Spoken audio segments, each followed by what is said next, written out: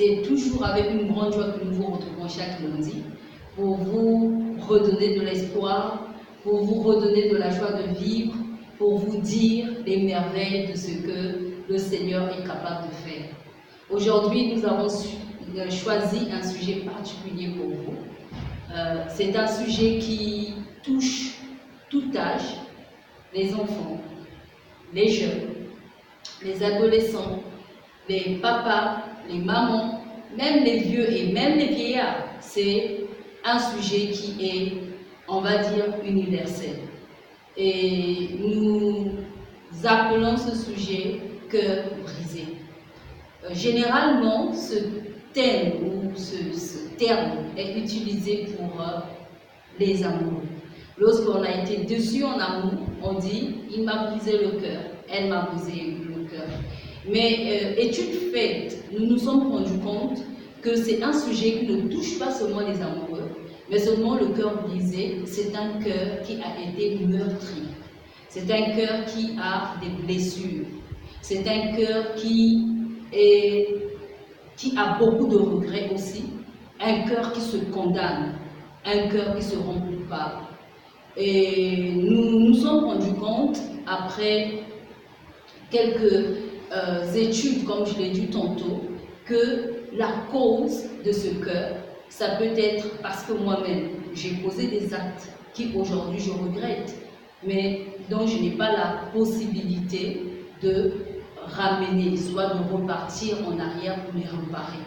Supposons, j'ai fait un avortement, c'est fait. C'est un fait que je ne pourrai jamais régler, c'est-à-dire reparer. Par exemple, j'ai tué un homme. Je ne pourrai jamais régler cela parce que je ne pourrai jamais ramener la personne à la vie. Par exemple, j'ai trompé mon mari. Je ne pourrai jamais régler cela parce que je ne peux pas rentrer dans ses mémoires pour effacer cela. Et malheureusement, c'est devant ce mari que tu vas te retrouver tout le temps parce que cet homme, soit ne t'aurait pas repudié, il t'aurait pardonné, mais toi, dans ta conscience, sachant que tu l'as trompé, tu culpabilises.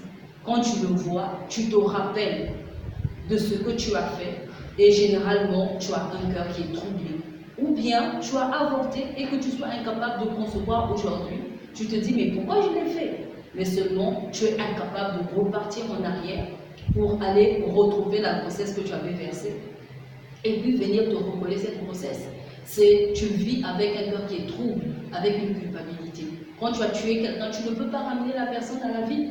Aussi, il y a des gens qui ont subi tellement des événements pénibles dans leur vie, soit leur papa leur a abandonné, soit ils ont été victimes d'un viol, ou encore ces personnes ont été dans une pauvreté suprême, et puis ils ont vu d'autres personnes être soit encouragés, soit avoir quelque chose qu'eux, ils n'ont jamais eu, et ils demeurent dans le trouble. Ils se disent, est-ce que je ne suis pas seulement venu accompagner les autres?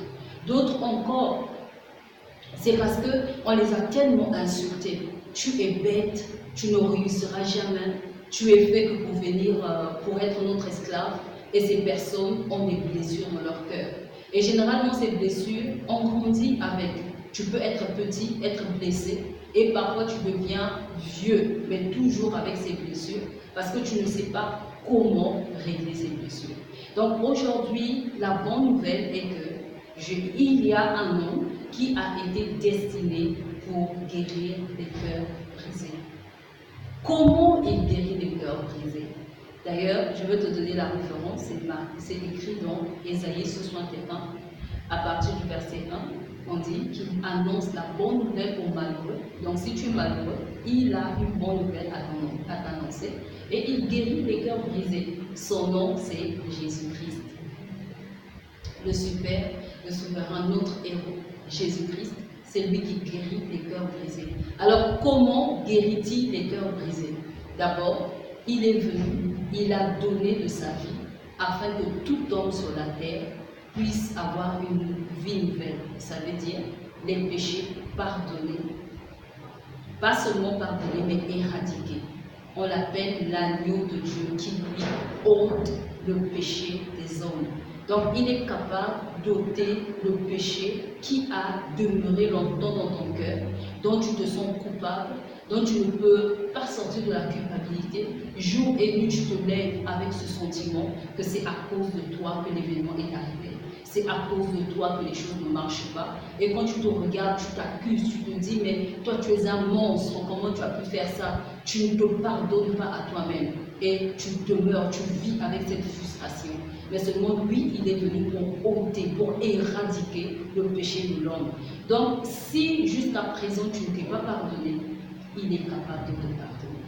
Il te suffit juste de reconnaître ton péché, d'aller vers lui, d'avouer ton péché, d'abandonner ce que tu fais comme péché, et lui, il va te pardonner parce qu'il a dit que celui qui avoue son péché, qui le délaisse, celui-là, il obtient une miséricorde.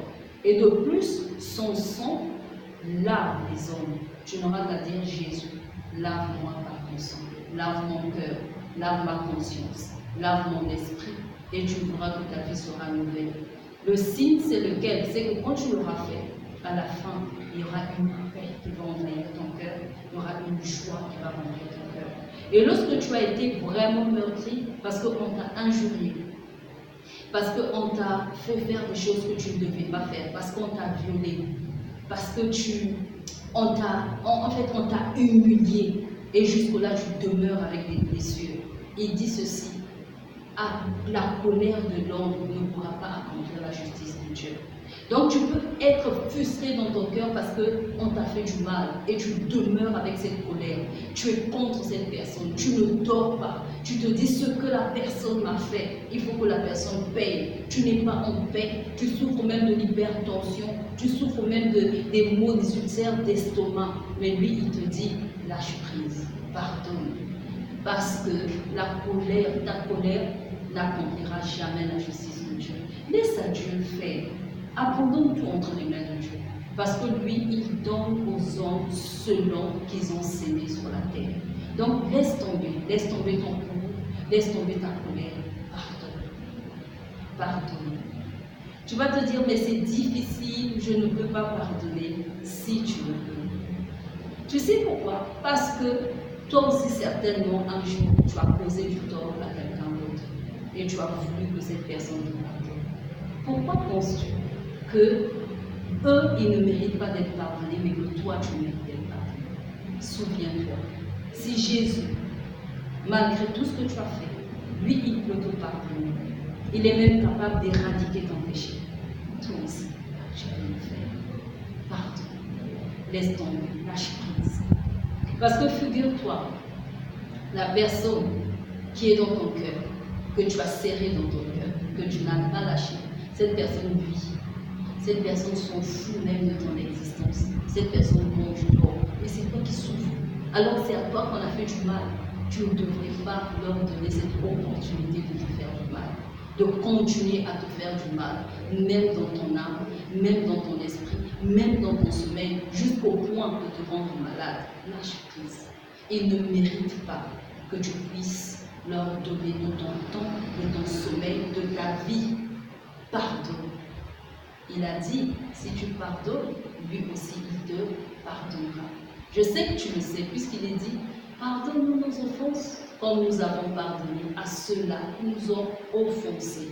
Donc, pardonne, parce que Dieu lui aussi, il te pardonnera à toi tes offenses. Encore lui, il fera plus, il enlèvera ton péché, car il est l'agneau de Dieu qui enlève le péché des hommes. Et tu vas te demander que son sang puisse purifier ton cœur de toute souillure, parce que la haine, la colère, les injures, toutes ces choses ne sont que les souillures, ce que tu as gardé dans ton cœur. Et ton cœur n'est pas une poubelle pour que tu puisses accepter toutes ces souillures. Je t'assure, pardonne, le sang de Jésus va te laver. Voilà la bonne nouvelle que j'avais à t'annoncer, la bonne nouvelle du Seigneur. Il est capable de pardonner nos péchés. Il est capable d'éradiquer ton péché. Il est capable aussi, à toi, tu es capable aussi de pardonner le péché à ceux-là qui t'ont offensé, afin que tu obtiennes la miséricorde. Et donc, si tu es d'accord avec moi que le Seigneur peut te pardonner, si tu es d'accord avec moi que le Seigneur t'encourage à pardonner ceux qui t'ont fait du mal, afin que lui aussi, au retour, qu'il te pardonne. Je veux juste que tu tiennes ton cœur, ce fameux cœur qu'on a dit brisé. Mets ta main sur ton cœur. Et ensemble, nous allons juste demander que l'amour de Dieu qui t'a manqué depuis ton année puisse envahir ton cœur. Cet amour est merveilleux. C'est un amour que j'ai vécu. Quand je te le dis, c'est parce que moi-même, j'étais dans la haine profonde. Parce que j'accusais mes parents. Je trouvais que c'est à cause d'eux. Si ma vie ne devait pas réussir, c'est à cause d'eux. Mais j'avais compris en fait que c'est Jésus qui fait réussir. Et donc j'ai accepté de pardonner tout ce que je leur reprochais. Et j'ai accepté la pardon. Aujourd'hui, je suis heureuse. Certainement, dans les émissions à venir, je vais te donner mon témoignage. Mais seulement, je demande tout simplement que tu mettes ta main dans ton cœur. Et nous allons juste demander que l'amour de Jésus envahisse ton cœur. N'oublie pas, c'est à toi de pardonner. N'oublie pas tes offenses, le Seigneur est prêt à te les pardonner. Pourvu que tu pardonnes sur les autres. Nous allons prier. Seigneur Jésus, merci. Je suis dans la joie parce que tu vois cette femme. Je suis dans la joie parce que tu vois cet homme. Je vois ce jeune, je vois cet enfant qui pleure tous les jours, qui ne dort pas. Mais toi, tu le vois et tu veux lui donner ton amour. Seigneur, il a mis sa main à son cœur afin que tu remplisses son cœur. Je t'en supplie que ton amour qui engloutit, même la haine, qui engloutit mon corps, puisse engloutir toute la sueur de ton cœur. Je t'en supplie, Seigneur, afin qu'il revienne la joie, cette joie que tu m'as donnée qui est profonde et que je veux partager. Je compte sur toi parce que tu ne reçois jamais ce qui vient de Dieu. Seigneur, merci. Amen. Je t'aime, tu sais. Et encore Jésus t'aime plus. À nous revoir lundi prochain, toujours à 17h.